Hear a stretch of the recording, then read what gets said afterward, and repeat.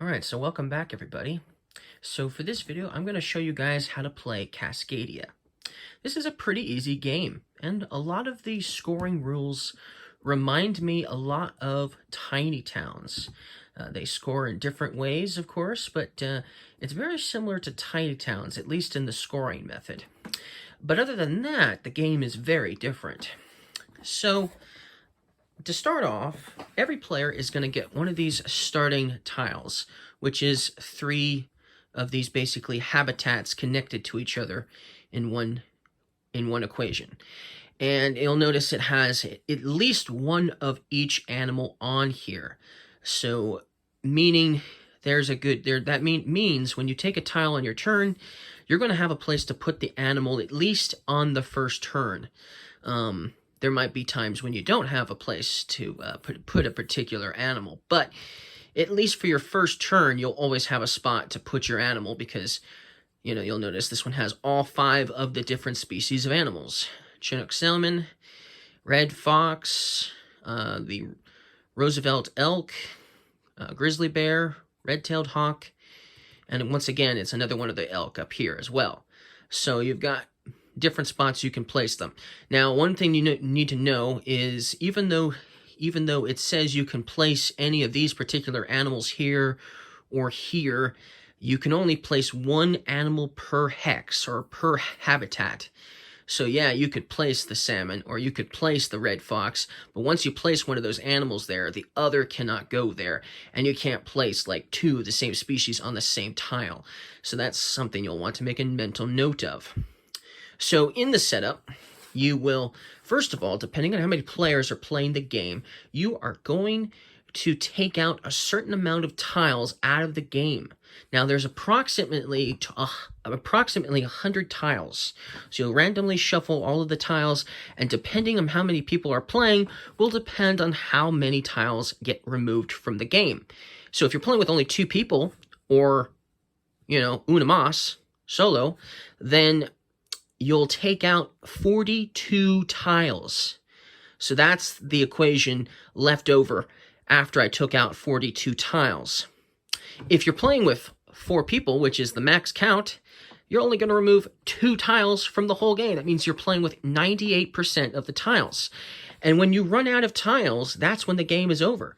So once you can no longer draw more tiles, because this pile of tiles here is completely empty, then the game will end. There won't be any additional turns after that. The game will just be over at that moment.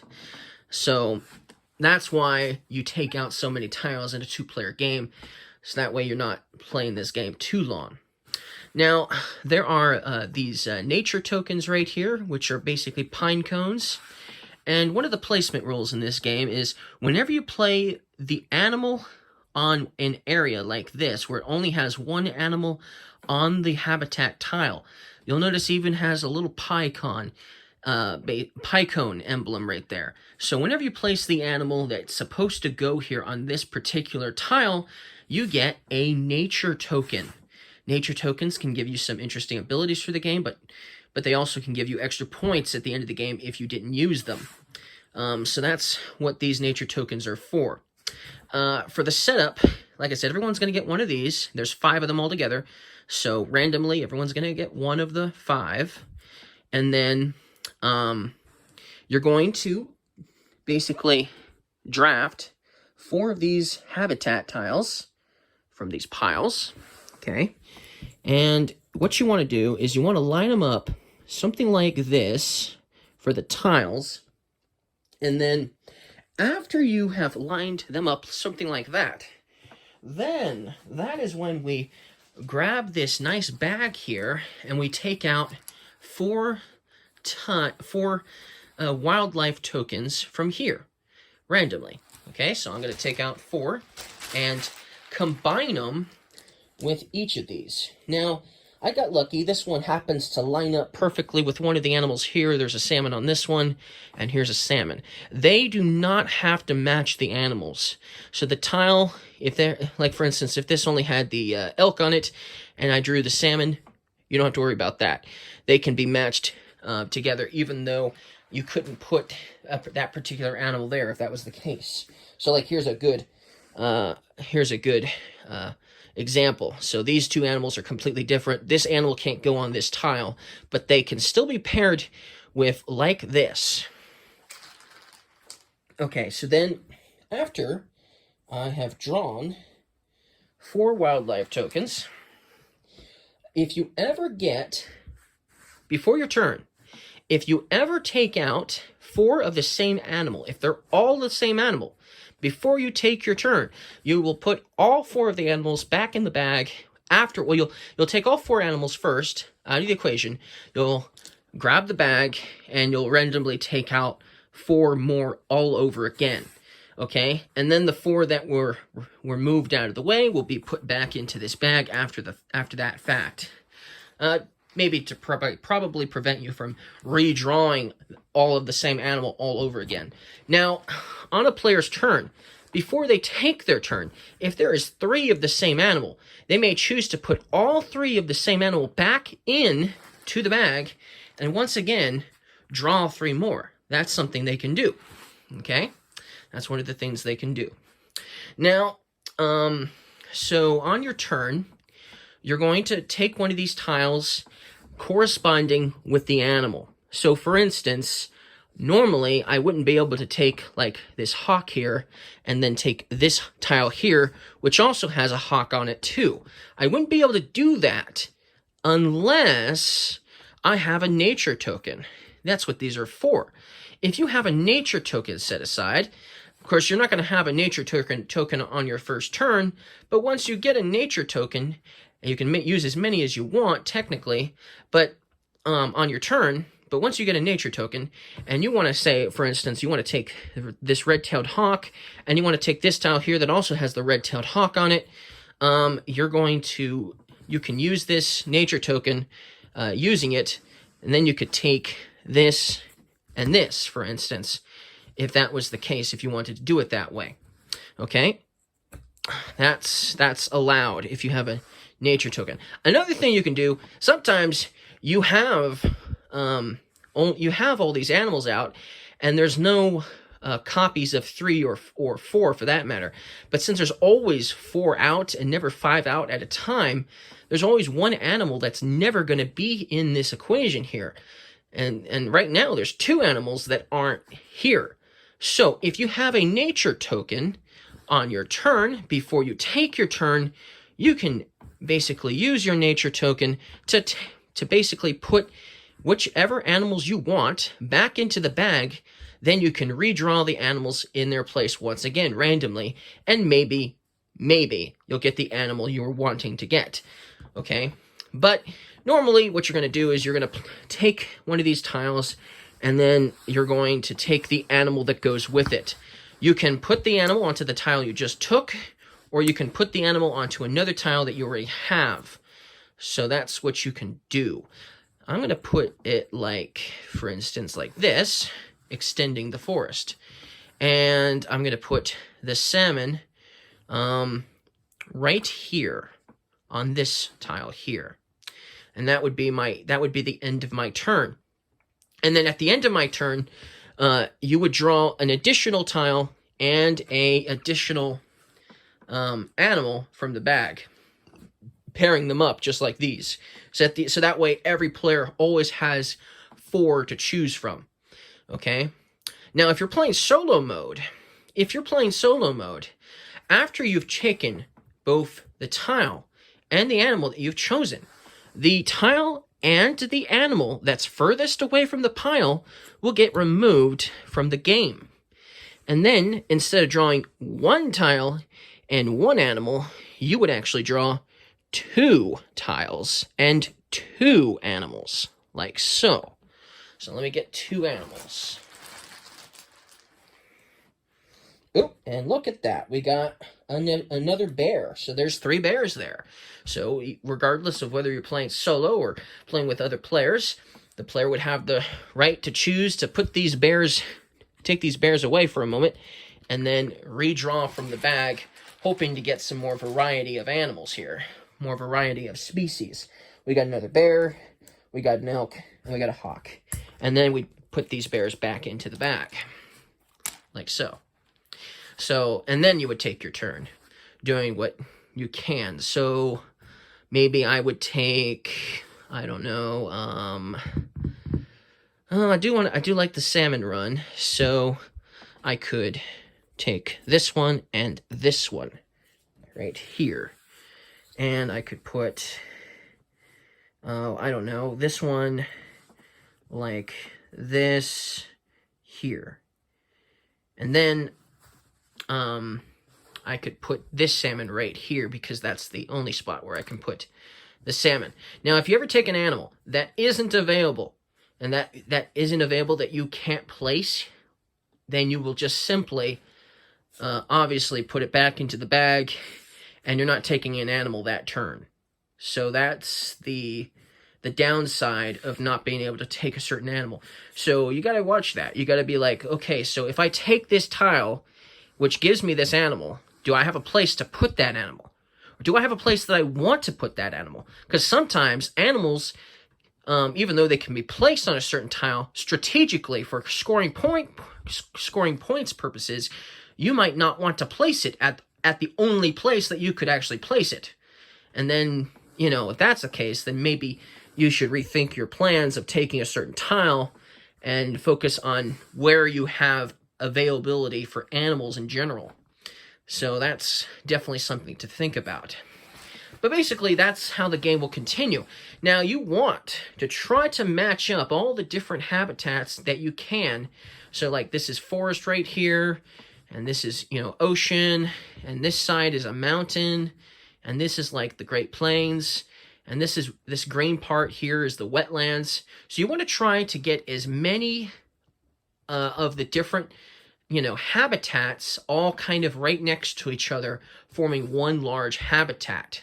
Because you're going to score points for your largest of each of the habitats. You're going to score points for your largest forest, your largest plains, your largest wetlands, your largest ocean or river, or rivers. Actually, it's rivers, not oceans. Your largest rivers and your largest mountains. You're going to score points for that. And then maybe bonus points as well for being the player that has the largest wetlands or the largest river, or, you know, the largest forest, for instance, if you're playing against other players. Now, if you're playing solo mode, you're not competing against anybody, and so therefore, you'll only get bonus points for your largest habitats that have at least seven in total. Seven tiles that make up that habitat. If you have at least 7, you're going to get a bonus points, two bonus points for that habitat. When I played this game last, I only had one of my habitats at that had actually 9. I had 9 forests, 9 tiles in the forest habitat, and I was able to get 2 bonus points for that. But then the rest either had only 4 or 5 at most in a particular habitat as my highest. So I only got 1 point for each of the normal. So that's what you're gonna do. So I got 9 points for the forest plus 2 more for the bonus points. But then I only got 4 points and 5 points for the other habitats and 0 bonus points because of that. So that's how you're going to score for all the different habitats. That's why you want to try to make sure that your habitats kind of go together, so that way you can get as many points as possible. Now, that's only half of scoring in this game. So now we'll grab these animals here and kind of talk about how they score. Now, each of the animals, there's actually 5 of each species in this game that has different ways of scoring. Okay, and so, like, for instance, this salmon here, which has an A on it, the other 4 salmon have, well, one has a B, one has a C, one has a D, and then the promo salmon has a star. Okay, if it's your first game, they recommend you play with all of the A's for your first game. But that means every time you play the game, if you're playing with different letters, and if you're playing with one of the promos or something like that, then the way you score for each animal will be vastly different. So that's something to note. That's why this game has such replayability, is because if you've already mastered how the salmon works, and how the red-tailed hawk works, and this red fox and this elk and this bear, you've mastered the A's, then move on to the B's and the C's and mix and match and all that. You know, so that means there's a lot of replayability. So let's just talk about the A's and how they're going to score you points. Let's start with the bear. So the bear here, they like, for this particular grizzly bear, their scoring theme is mating pairs. So you want to get two bears next to each other, okay, to make a pair, okay, and you don't want any other bears touching, adjacent to these two bears, okay? You don't want any of the bears. If you have at least one, then it won't count towards your mating pairs score for points. So if I have two here, and then I had another pair on the other side, and this was all animals here, or just there was no tiles there, or the tiles are empty or whatever, then that would be two separate pairs, and I would score 11 points for the two separate pairs. So if you can get 4 or more pairs, 27 points is the maximum you're going to get for this particular card, meaning that you shouldn't probably waste your time trying to get more than 4 pairs because you're not going to get the extra points for them. So you might want to focus on some of the other animals because there are tons of animals. Obviously, there's 5 different animals here that you're going to be scoring on. You don't want to try to focus on just one. You want to try to focus on all of them if you can to get the best outcome, to get the best score. But that's how the grizzly bear is going to work, at least for the A card. Okay, so then here we have the Chinook salmon, and the theme is lawn run. Okay, so now for this, you need to be able to basically get a line of salmon going down in your habitats. If there is one adjacent to more than one, then it won't count towards your lawn run. So if there was one right here where this X was, then all of these would not be part of the run because they're all adjacent to each other. These 3 would still be because they wouldn't be adjacent to all of these over here. So they can basically only be adjacent to one other salmon forming a line. Now, it doesn't have to be a straight line, but it does have to make sure, you do have to make sure that you don't have 2 or 3 or 4 or whatever, you know, all in a bundle. You don't want to do that. But if you can manage to do that, get a nice little line, depending on how many salmon you have in the line will depend on how many points you get. So if you can get 7, at least 7, you're going to get 25 points. I had 5, so I was able to score 16 points. That's not bad. So I had 5 in sort of a row. So that's how that's going to work. So that means if you only have like 3, you'll get 8 points. Even if you only have 1 salmon, meaning you only have 1 salmon and it's not adjacent to 2, at least you'll get 2 points for your trouble. Okay, so now the hawk is very similar to the bear in this game. It also doesn't like other hawks around it. Unlike the bears, though, they like to be a mating pair, but when it comes to this particular card, the red-tailed hawk is very solitary indeed. And so you're going to get points for each hawk that doesn't have a hawk adjacent to it. So I had 4 hawks at the end of the game that weren't adjacent to other hawks, and I scored 11 points. If you can get 8 hawks, at least 8 hawks, then you're going to score 26 points. But those hawks, remember, they can't be adjacent to other hawks. So solitary animal for sure, at least for this card here. So the red fox is a little bit different. The red fox will score you points for each animal, different animal adjacent to each fox. And other foxes are included in that equation. So for instance, this fox here, it's adjacent to 1, 2, 3, 4, 5, 6 animals. Okay, it's adjacent to 6 different animals. Oh, actually, sorry, it's adjacent to 5 animals. Technically, that would be 2 bears it's adjacent to, so it would be adjacent to a total of 5 animals. So you'd get 5 points for that fox in the middle, because it's adjacent to this fox too. This fox here, you know, once again, is only adjacent to 3 animals.